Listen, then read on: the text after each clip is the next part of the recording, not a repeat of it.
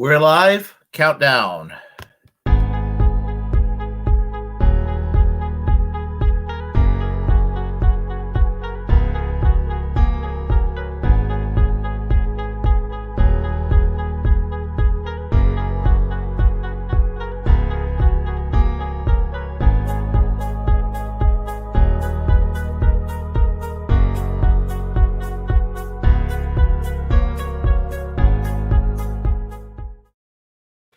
Hello, my name is Willie Bragg. Welcome to another edition of the Willie Bragg Show, where I love to talk about politics.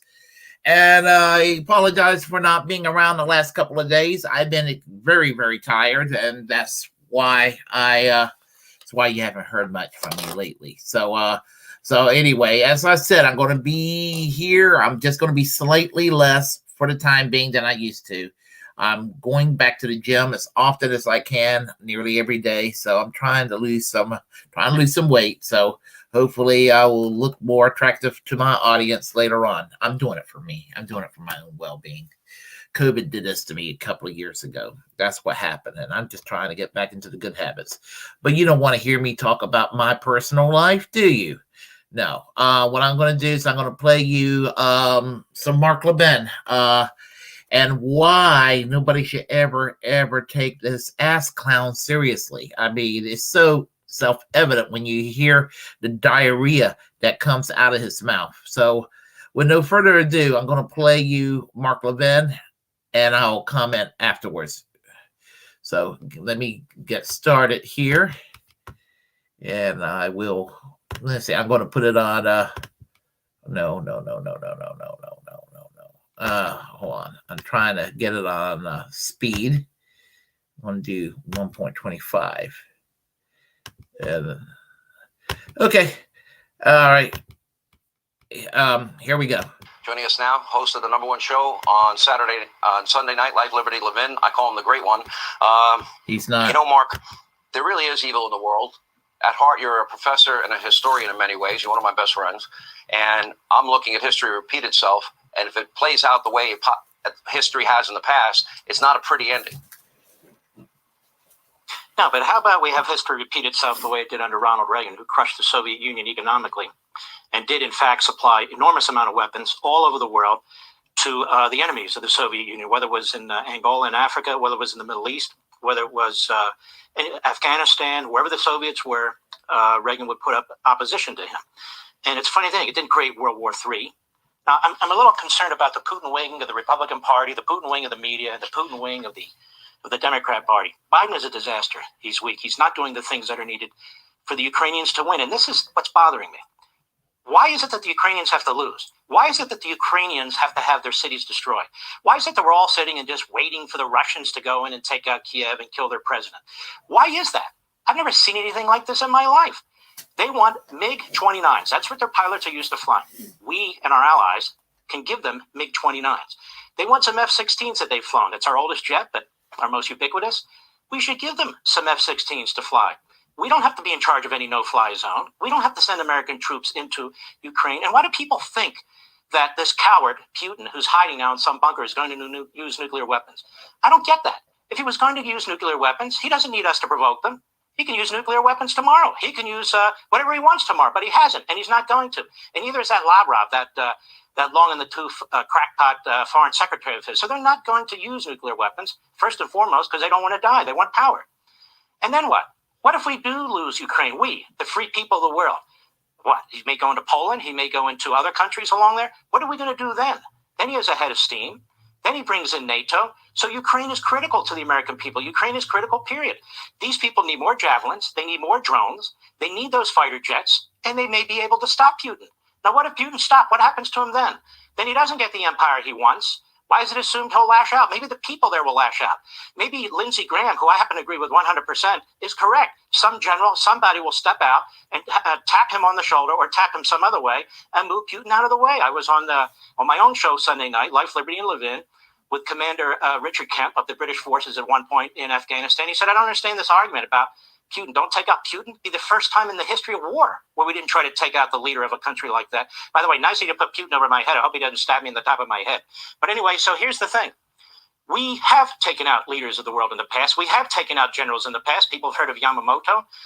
During the Revolutionary War, Washington gave the orders to so-called snipers at the time to try and take out their generals and so forth. Putin is hiding, but Putin has a hit out on the president of Ukraine. He's got his Wagner group, which is a bunch of thugs. He's got the Chechens. Their hit groups are out. There have been 3 attempts on Zelensky. So I think what Lindsey Graham has said, what you said, what I've been saying on my radio show, isn't controversial at all. What's happened is the language and the debate has been controlled by the Putin wing of our society. This guy is an assassin. He's a mass murderer. He is a plotter. He's now doing things that endanger America. And China's thrilled. China wants a weak NATO. China has much more powerful military at this point than Russia does. They've got an economy that's multiple times the size of Russia. So when they hear people in our country shaking in their boots, what we need is prudence. We need to be smart. We need to be wise and so forth, not rush into a war situation. But on the other hand, I think the way that we are creating this situation is really quite lousy. Putin is not a 10-foot tall Amazon.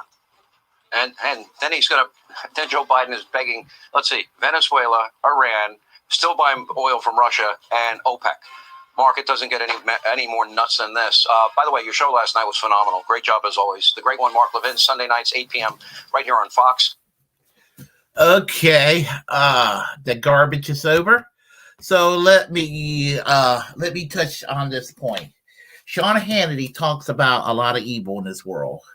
Well, I'm not saying that Sean Hannity is an evil person, but he supported a lot of policies that are, objectively speaking, one can call evil.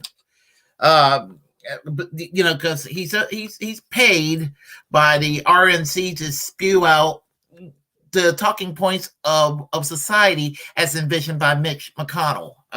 Some kind of society that Mitch McConnell will want. That's what Sean Hannity spews out, and why people love his program is beyond me.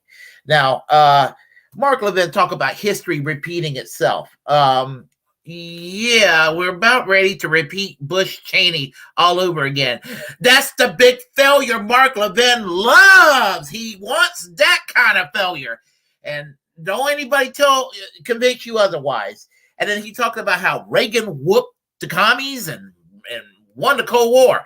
No, it took a reformer. It took a reformer like Mikhail Gorbachev when he took over as General Secretary of the Soviet Union, the premier of the Soviet Union in 1985. He was the one that caused the Cold War to end. Not Ronald Reagan, not Ronald Reagan, not Ronald Reagan. So I want to make that clear. And Mark Levin can thank Ronald Reagan for 9/11 because the United States gave arms to the Afghan rebels in the 1980s, and the situation with Afghanistan caused 9/11 a decade later. So, fuck Mark Levin. Fuck him. Now, he talks about the Putin wing of the Republican Party. He might be correct that there's a Putin wing of the Republican Party, but he talks about a Putin wing of the media? Where? They suffer from Trump derangement syndrome, the so-called liberal media, and the Democratic Party suffer from Trump derangement syndrome. And they go and accuse, every time they turn around, they accuse Russia of Donald Trump being in bed with Vladimir Putin nonstop. Where the fuck are they pro-Putin? Honestly. And, and all Mark Levin knows how to do to get his tiny, tiny little penis to stand up straight is to talk about what they need to do as far as fighting. And I'm sure that John Bolton was watching. He's probably jacking off too, his tiny little penis. So instead of talking about diplomacy, now he talks about what a coward Vladimir Putin is. Vladimir Putin is a piece of shit, but he's not a coward.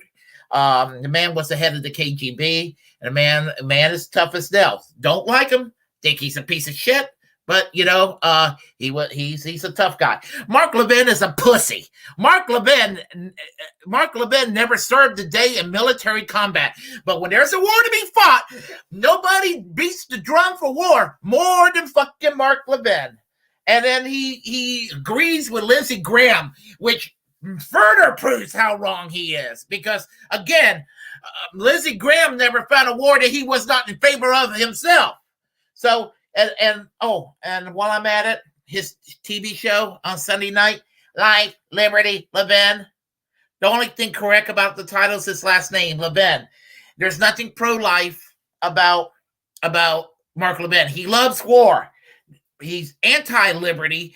He supported the Bush doctrine internationally, but even domestically with the spying against Americans. He thought that was really base and cool. He loves torture. He loves censorship. And I can't stand people like Mark Levin who claims that they're for freedom more than anybody else. And those goddamn motherfuckers like Mark Levin are like the most authoritarian fucks you can imagine. So, and he talks about Putin's thugs. Okay, great. I agree. Putin is a thug. He's got thugs around him. But you know what? Where is he talking about the Azov battalion, the neo-Nazis that are in Ukraine? Where is he talking about that? Not a fucking word coming out of his mouth about it. And Mark Levin talks about murder. I mean, think about it. Mark Levin is all about murder. He loves war. He loves torture. He loves domestic surveillance against everybody in this country. He supports corporatism. And he is anti-free speech, anti-right to privacy, anti-civil liberties. And he has said it many, many times on his show. And then they talk about, buying oil from Iran and buying oil from Venezuela as if it's a bad thing. No. Buying oil from Iran, if you got to buy oil from outside this country, and especially buying oil from Venezuela, is the correct thing to do. And think about it is, where are they silent?